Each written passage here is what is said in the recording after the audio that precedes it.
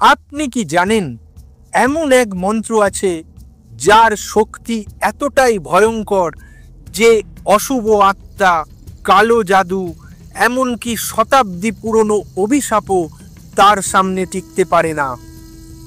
এই মন্ত্র পাঠ যেখানে শেখানো হয় সেখানে শয়তানি শক্তিও নাকি ধূলিসাৎ হয়ে যায়। এই মন্ত্রের নাম চণ্ডী পঠন মন্ত্র। আজ আমি আপনাদেরকে এমন এক কাহিনী বলবো যেখানে এক গ্রামকে শত বছরের অশুভ ছায়া থেকে বাঁচিয়েছিল এই মন্ত্রের শক্তি। গল্পটা শেষ পর্যন্ত অবশ্যই দেখবেন, কারণ শেষে আমি বলবো কেন এই মন্ত্রকে দেবী চণ্ডীর আগুন বলা হয়। আর গল্পটা ভালো লাগলে অবশ্যই একটা লাইক করে দেবেন। চলুন শুরু করি আজকের গল্প, চণ্ডী পঠন মন্ত্র, যে মন্ত্রে শয়তানি শক্তিও বিনাশ হয়ে যায়। বাংলার এক গভীর অরণ্যের পাশে ছিল একটি ছোট্ট গ্রাম, গোপীনাথপুর। গ্রামটি শতাব্দী ধরে শান্ত ছিল, কিন্তু গত কয়েক বছরে গ্রামে শুরু হলো অদ্ভুত ঘটনা। মাঝরাতে কারা যেন হেঁটে বেড়াচ্ছে, কোনো ঘরের কোণে আগুন জ্বলে উঠছে আবার নিভেও যাচ্ছে, গরু মোষের রক্ত শুকিয়ে যাচ্ছে, ছোট বাচ্চারা রাতে ঘুমোতে পারছে না, কেউ যেন তাদের নাম ধরে ডাকছে। গ্রামবাসীরা বলতো এটা কোনো মানুষের কাজ না, এটা প্রাচীন কোনো শয়তানি শক্তির ছায়া। কারো সাহস ছিল না রাতে ঘরের বাইরে বেরানোর। গ্রাম প্রধান সিদ্ধান্ত নিলেন এবার কোনো সাধককে ডেকে আনতেই হবে। একদিন গ্রামে এলেন তান্ত্রিক আচার্য দেবাধর। অশুভ শক্তি বিনাশে যার সুনাম ছড়ানো পুরো উত্তর ভারত জুড়ে। তার কপালে চন্দনের তিলক, গলায় রুদ্রাক্ষ, হাতে একটা পুরনো তাম্র গ্রন্থ। এই গ্রন্থটি ছিল চণ্ডী পঠন মন্ত্রের আদি সংস্করণ। গ্রামবাসীদের দেখে তিনি বললেন, এটা সাধারণ ভূতপ্রেত নয়, চণ্ডীর রুদ্ররূপ ছাড়া এ শক্তিকে নিস্তেজ করা যাবে না। গ্রামে নেমে এলো এক ভৌতিক নীরবতা। দেবাধর বললেন, এই অরণ্য এক সময় ছিল এক তান্ত্রিক দলের আস্তানা। তাদের আচার অনুষ্ঠানে বহু প্রাণ বলি দেয়া হয়েছিল। তাদের নেতার আত্মা এখনো মুক্তি পায়নি, সে এখনো শক্তি খুঁজে বেড়ায় আর দুর্বল মানুষদের দিকে ঝুঁকে পড়ে। এই কথায় গ্রামবাসীরা আরো আতঙ্কিত হয়ে পড়ল। কিন্তু দেবাধর বললেন, যত বড়ই শয়তানি শক্তি হোক, চণ্ডী পঠন মন্ত্রের সামনে তার শক্তি টিকবে না। দেবাধর গ্রামবাসীদের বললেন, আজ মধ্যরাতে পঞ্চমী তিথি। এই রাতে চণ্ডী পঠন মন্ত্রের আগুন সবচেয়ে শক্তিশালী হয়। আমি অশুভ শক্তির মুখোমুখি হব, তোমরা ঘর বন্ধ করে থাকবে।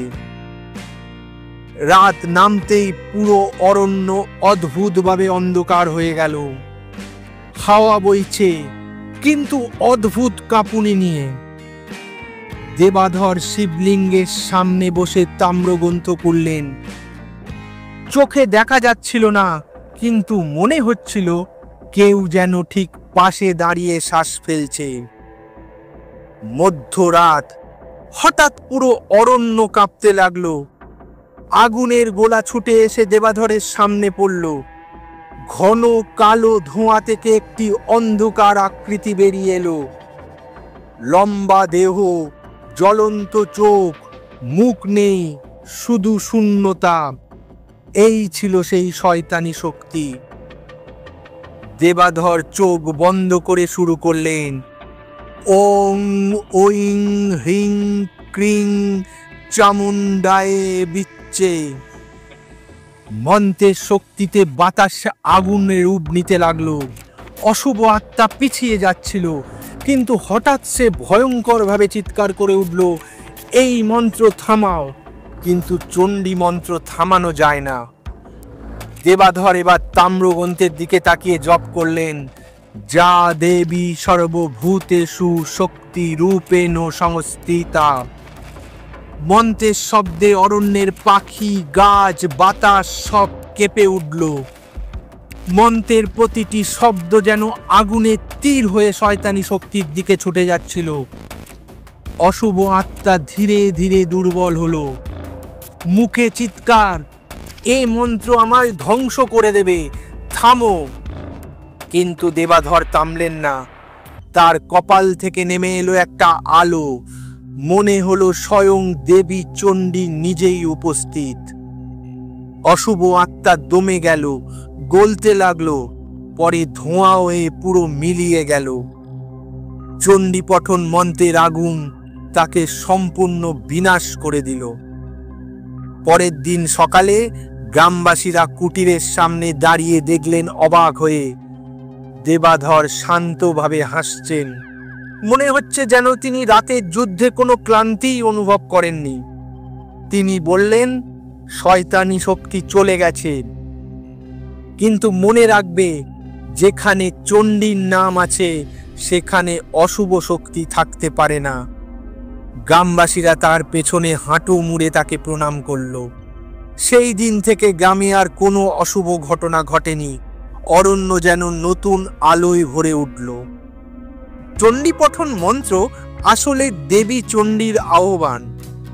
তিনি হলেন শক্তির আগুন, ধ্বংসের শক্তি, সৃষ্টির মা। যে শক্তি খারাপের বিরুদ্ধে আগুন হয়ে ওঠে। এই মন্ত্রে 3টি শক্তি আছে। ঐং, যার মানে হলো বিদ্যা, হ্রিং, যার মানে শক্তি, ক্রিং, যার মানে হলো কৌশিকী শক্তি, যেটা অশুভকে বিনাশ করে।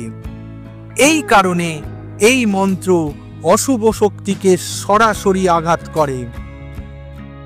আপনি যদি কখনো মনে করে থাকেন জীবন থেকে অন্ধকার যাচ্ছে না, ভয়, নেতিবাচকতা বা খারাপ শক্তি আপনাকে আটকে রাখছে, চোখ বন্ধ করে একবার বলুন, ওং ঐং হ্রিং ক্রিং চামুণ্ডায় বিচ্ছে।